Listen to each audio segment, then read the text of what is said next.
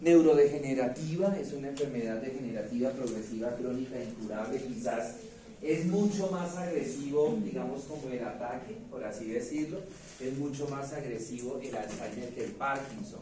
Siguiente, ¿qué es lo que está sucediendo en el Parkinson? En el Alzheimer, hay destrucción de neuronas, se están destruyendo las neuronas, se están muriendo las neuronas. ¿Dónde? En la corteza cerebral. ¿Y en qué parte de todo el cerebro? A nivel de lóbulo, empieza a nivel del lóbulo frontal. Si ustedes de repente, no sé si recuerdan las áreas funcionales del lóbulo frontal. Lóbulo frontal. Entonces imaginémonos que acá está el lóbulo frontal, ¿cierto? Lóbulo frontal, entonces aquí vendría el área motora primaria, el área premotora y el área prefrontal.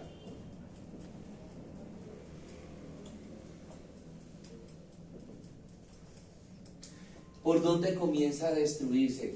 Dijimos que corteza cerebral del lóbulo frontal, pero ¿por cuál de las tres primero? El área prefrontal. Y recordemos que en el área prefrontal es donde está la memoria a corto plazo, es donde está lo de la atención, es donde está lo de la concentración. Es lo primero que pierden estos pacientes, la memoria a corto plazo. Ustedes le dicen las cositas a los pacientes, por decir un ejemplo, cuando se levantan, le dice, bueno, vamos a ir a hacer mercado. ¿Listo? Bueno, sí, vamos a hacer. ¿Y después? ¿Qué vamos a hacer ahorita?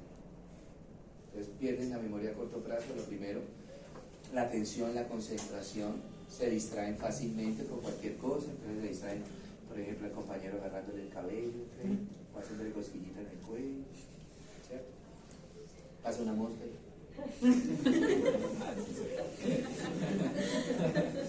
Que sería buena idea algunas de acá hacerles esa partecita, ¿no? Por ejemplo, ponerle los crespitos. Las que tenemos aquí. Luego empieza el compromiso a nivel del área premotora. En el área premotora es de donde se origina todo lo que es la coordinación de movimientos. Ellos tienen movimiento, lo que van perdiendo es ¿qué? La coordinación. Entonces empiezan a tener, como en el Parkinson, torpeza en los movimientos, se enredan fácilmente, se caen. Por ejemplo, van a agarrar algún objeto y tienen que calcular el movimiento de ellos, y en el Parkinson es lento. ¿Por qué? Porque si lo hacen como normalmente lo deberían hacer, estos pueden o fallar, ¿sí? O mandan la mano antes del objeto que van a agarrar o después del objeto que van a agarrar, ¿cierto?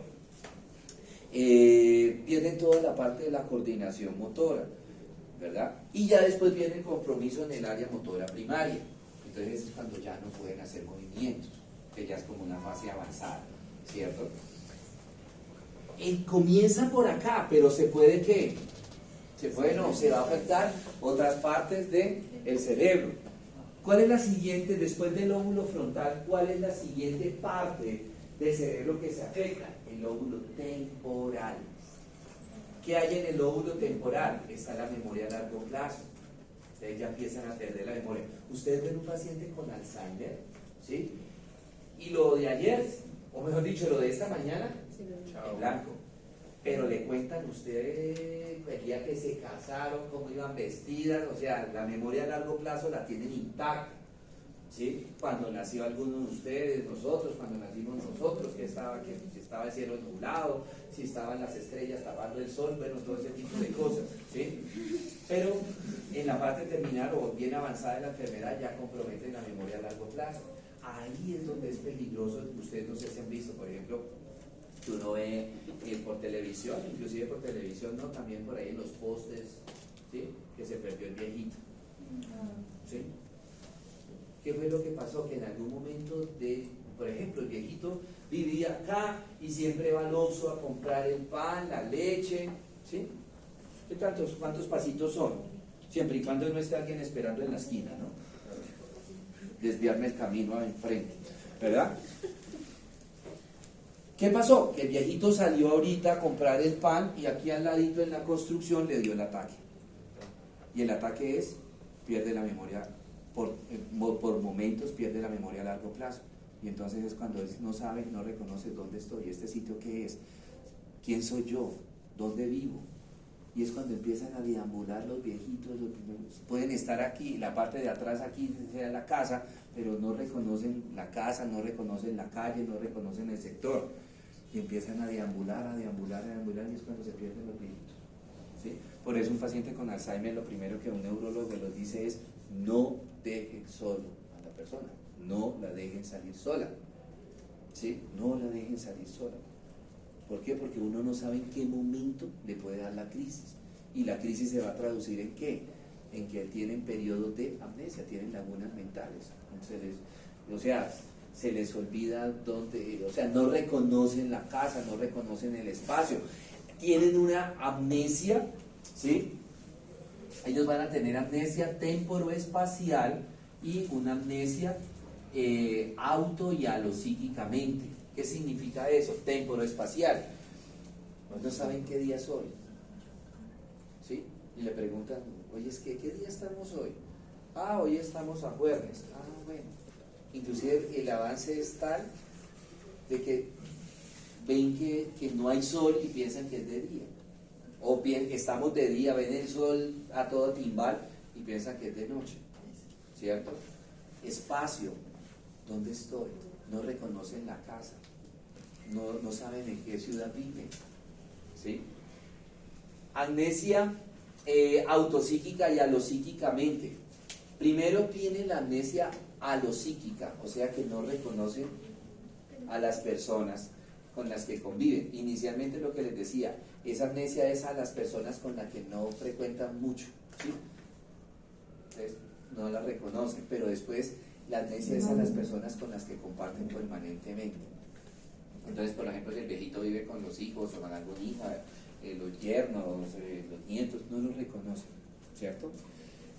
Y la autopsíquicamente llega un momento en que ellos no saben quiénes son ellos. ¿Cómo me llamo? ¿Quién soy yo? ¿Cómo me llamo? ¿Dónde vivo? ¿Sí? ¿Qué hago? Ese tipo de cosas. Ahí es donde es peligrosa la enfermedad. Siguiente. Bueno. Parece ser que esos pacientes tienen un problema cromosómico que está o puede estar ubicado en el cromosoma 14, en el 19 y en el 21. ¿Cuál es el problema? Que estos pacientes van a tener un exceso de una proteína que se llama la proteína E4. Normalmente, ¿qué hace esa proteína E4? Como regularme la producción de otra enzima que se llama la acetilcolinesterasa. ¿Y qué hace esa acetilcolinesterasa? Lo que hace es favorecer la producción de un neurotransmisor que se llama acetilcolina. Y esa acetilcolina, neurotransmisor, es el que favorece la conducción del impulso nervioso. ¿Para qué? Para los movimientos, para la parte motora. Entonces, si hay mucha proteína E4, no se va a producir acetilcolinesterasa. Si no hay acetilcolinesterasa, no se va a formar acetilcolina. Y si no hay acetilcolina, pues no hay un neurotransmisor. Y si no hay un neurotransmisor en los movimientos, no hay quien regule la conducción para que ese movimiento se dé de manera correcta, de manera adecuada. Por eso la torpeza, o por eso la enfermedad comienza con toda la parte motora. ¿Sí? Bueno, pues eso es la verdad, porque entonces a larga edad. Sí, ¿Cómo? O sea, ¿por qué a una edad tan avanzada? Ya por degeneramiento de las células. Pero si esa afección en los cromosomas es neurotransmisor, pues no existe. Y entonces, ¿cómo en edad temprana regular el movimiento? Si es neurotransmisor. Por la actividad cerebral. La actividad cerebral. ¿Cuáles son los pacientes que están más predispuestos a sufrir de un Alzheimer? ¿Sí? Aquellos pacientes que tienen hipoactividad mental, pacientes que no leen, pacientes que no les gusta salir, pacientes que no piensan, pacientes, o sea, que démelo todo, o sea, no quieren como tener actividad mental. Ay, piense, no, dígame. ¿A qué me va a poner a pensar? Dígame. Esos son los pacientes que, esa hipoactividad, esa hipoxigenación. Bueno, ya les decía qué es lo que va a haber. Hay atrofia de la corteza cerebral, destrucción de las neuronas. Ustedes se acuerdan que el cerebro tenía unas cositas que se llamaban las cisuras, ¿no? Entonces, cuando uno les hace un TAC, cuando uno les hace una resonancia, imaginemos, entonces uno ve en el TAC así. ve la cisura y acá ve la corteza, ¿cierto? Como hay destrucción en estos pacientes de la corteza, ¿cierto? Entonces las cisuras se van a ampliar. ¿Por qué? Porque esta parte se está muriendo. Entonces la cisura se hace mucho más amplia, mucho más evidente la cisura, los surcos, ¿cierto? Bueno, siguiente. Bueno, esto ya es post-mortem. Algunas personas donan el cerebro con Alzheimer, donan el cerebro después de que mueren, obviamente, para que se hagan estudios para ver si de pronto se puede conseguir una cura. En este momento no tenemos cura, en este momento el tratamiento que hay o los tratamientos que hay, por ejemplo la memantina, por ejemplo el Alzheimer, son medicamentos que tratan de frenar la progresión del Alzheimer, frenar la progresión. No detienen al 100%, uno, no detienen la progresión, frenan, y dos, no revierten. La enfermedad va a progresar lenta y paulatinamente, va a progresar la enfermedad mucho más lentamente, ¿verdad? Bueno, siguiente. Bueno, las manifestaciones clínicas que ya se las había dado, pérdida de la capacidad para resolver problemas. Estos pacientes les da mucha ansiedad. ¿Pero por qué les da ansiedad? Porque se sienten como impotentes a resolver problemas. ¿Como cuáles? Problemas muy sencillos. Por ejemplo, hombre, no hay leche. Pues anteriormente esa señora, si ve que no hay leche, pues dice, bueno, entonces al desayuno les voy a dar agua de panela o les voy a dar jugo, ya. Pero cuando hay Alzheimer, Dios mío, no hay leche, entran en angustia, pues, o sea, es el acabose, es el Armagedón, ¿sí? Y eso le genera mucha ansiedad a ellos. Disminución en la agilidad de los procesos de pensamiento. Usted le pregunta a la persona cómo se llama y la persona se puede quedar pensando, haciendo como el proceso mental, ¿cómo es que me llamo? Y después de un determinado tiempito le responden a ustedes. Al principio le pueden responder bien, pero a la medida que la enfermedad va avanzando, pues ya las respuestas de estos pacientes son vacilantes y puede ser, estos pacientes se tornan mitómanos, ¿sí? Se tornan mitómanos. ¿Y por qué se tornan mentirosos o por qué se tornan agresivos? Resulta que el cerebro de estos pacientes tiene lagunas, tiene espacios en donde, o sea, y esos espacios, ¿por qué se presentan? Pues porque se pierde la memoria por la amnesia, ¿sí? Entonces, ¿qué hace el cerebro? Mire el cerebro del paciente cómo engaña a la propia persona. Entonces, tiene un espacio. Por ejemplo, usted llega al paciente de Alzheimer y le pregunta ahorita, ¿qué hiciste en la tarde? Él no se acuerda, pero el cerebro, por tratar de responder, ¿qué hace? Le envía una respuesta falsa. Entonces el paciente le dice a usted una mentira. No, yo salí al parque, saqué el perro a orinar, fui al parque, entré al centro comercial y resulta que usted le pregunta a alguien, no salió de la casa. ¿Sí? Por eso se tornan mitómanos. La mentira en ellos es para suplir o llenar los espacios que tienen por la pérdida de la memoria. ¿Sí? Entonces empieza a tornarse mitómano. Y a veces, en algunos momentos, cuando de pronto hay veces que como que uno trata de centrarlos, entonces se ponen de mal genio, ellos se tornan muy irritables, ¿sí? Se ponen de mal genio y hasta groseros, ¿sí? Que es una característica de estos pacientes. Y la mayoría de los pacientes le dicen a uno, le dicen, doctor, él o ella no eran groseros y ahora de HP.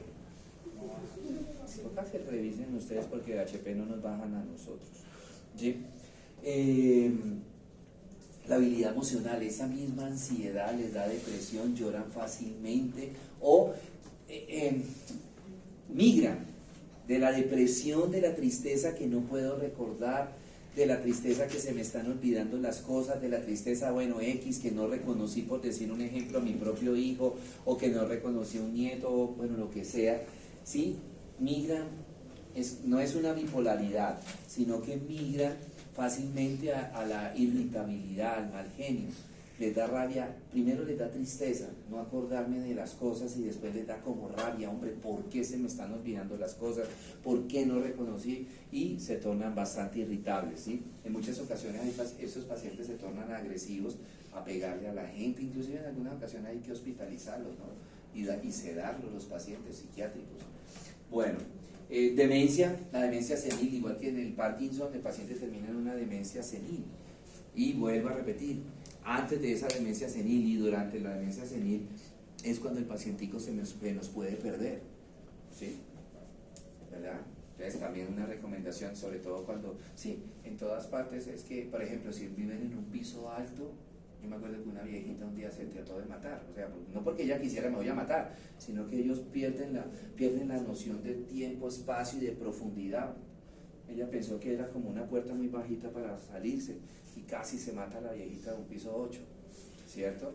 Entonces uno les aconseja, pónganle rejas en la puerta de la casa, échenle candado, porque uno puede estar ocupado y ellos se salen y se pierden, así sea en el mismo edificio, ¿cierto? Un celador que va a saber de eso, ve a la viejita salir, abuelo, ¿sí? ¿Se va a encontrar con quién? ¿La acompaño a la esquina? Entonces eso, siguiente. Bueno, listo. Bueno, chicos.